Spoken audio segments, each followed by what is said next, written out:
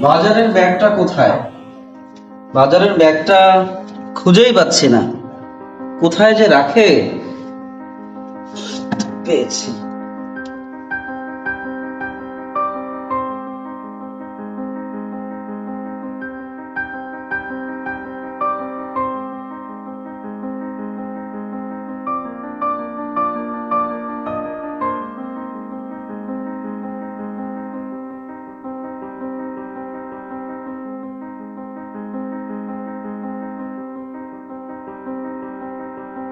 দরজাটা লাগাই দিও, আমি বাজারে গেলাম।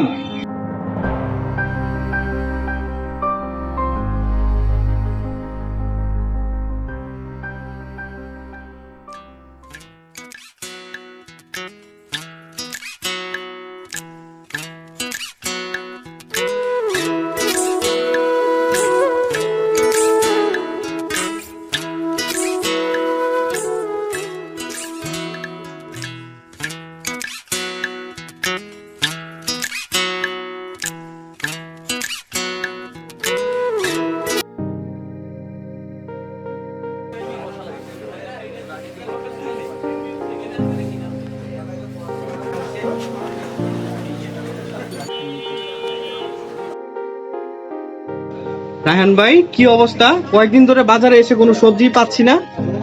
এই অবস্থা কেন রায়হান ভাই? সবজি নাই কেন বাজারে?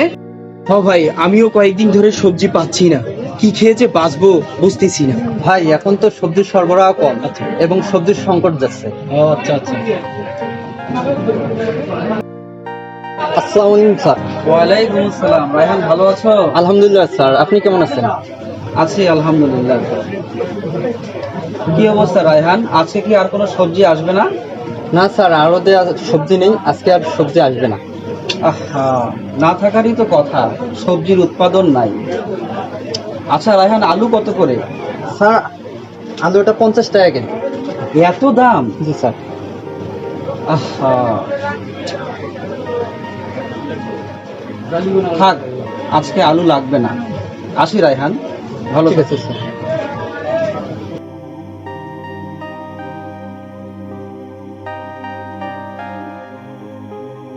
সালাম আলাইকুম স্যার।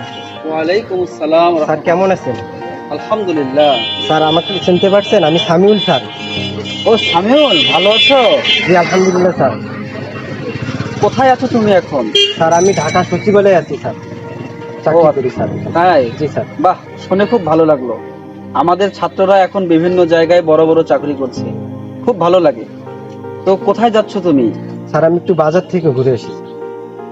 স্যার ভালো থাকবেন স্যার, আর আমার জন্য দোয়া করবেন স্যার। আচ্ছা ঠিক আছে, ভালো থাকো। আসসালামু আলাইকুম। ওয়ালাইকুম।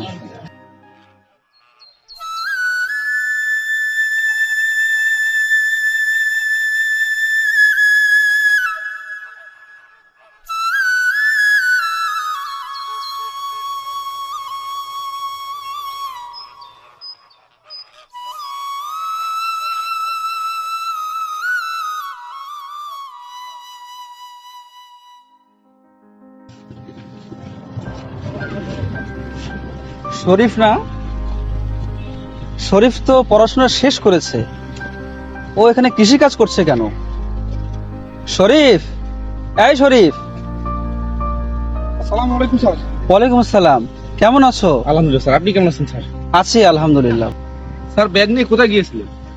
একটু সবজি বাজারে গিয়েছিলাম শরীফ। তো স্যার ব্যাগে তো কোনো সবজি দেখতেছি না।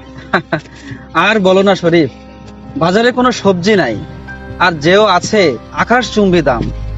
আমারই কথা স্যার, দিনের যা অবস্থা, যেভাবে চাহিদা বাড়ছে সেভাবে স্যার উৎপাদন বাড়ছে না। ঠিক বলেছো শরীফ। স্যার কিছু কথা বলি, মনে কিছু নিয়েন না। আরে না শরীফ, বলো। স্যার আপনারা তো সবসময় আমাদেরকে শিখিয়েছেন পড়াশোনা করে বড় বড় চাকরি করার জন্য, ডাক্তার ইঞ্জিনিয়ার হওয়ার জন্য। কোনোদিন আমাদেরকে বলেননি যে সফল কৃষক হও, কৃষি উদ্যোক্তা হও। তাহলে বাজারে সবজি পাবেন কোথা থেকে? ঠিক বলেছো শরীফ। কখনো আমাদেরকে বলেননি যে কৃষক হও, স্মার্ট কৃষি, কৃষি ফসল ফলাও, আমাদের দেশের খাদ্যের চাহিদা পূরণ করো।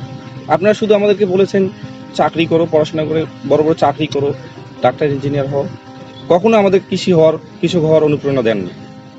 ঠিক বলেছো শরীফ, আসলেই ঠিক। আর যারা নিজ উদ্যোগে কৃষি উদ্যোক্তা হয়েছে, আপনারা তাদেরকে দেখলে লজ্জা পান, অপমানিত হন। স্যার, আর যদি প্রতিটা গ্রামে আপনার একজন করে ছাত্র কৃষি উদ্যোক্তা হতো, তাহলে আজকে আপনারা ব্যাগেই খালি হাতে ফেরত আসতে হতো না। আজ আমাদের নতুন প্রজন্ম কৃষিকাজ করতে চায় না, এতে তাদের সম্মানহানি হয়। স্যার, আপনারা পারেন নতুন প্রজন্মকে শিক্ষা দিতে। আমাদের যদি বাঁচতে হয় তাহলে খাবার খেতে হবে, খাবার বানাতে খাবার তৈরি করতে হবে। আর যারা খাবার তৈরি করে তাদের সম্মান অনেক উপরে, আর যারা খাবার ফসল ফলান তারা যোদ্ধা। আসলে কৃষিকাজ ছোট পেশা নয়।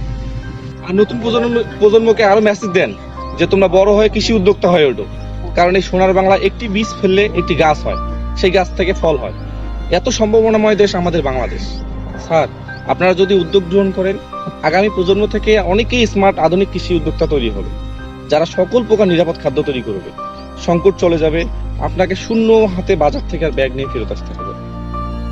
ঠিক বলেছো শরীফ, আসলে এভাবে কখনো চিন্তা করিনি। ঠিক আছে, ভালো থাকো, কথা হবে। হ্যাঁ, ঠিক আছে স্যার, আসসালামু আলাইকুম। ওয়ালাইকুম আসসালাম।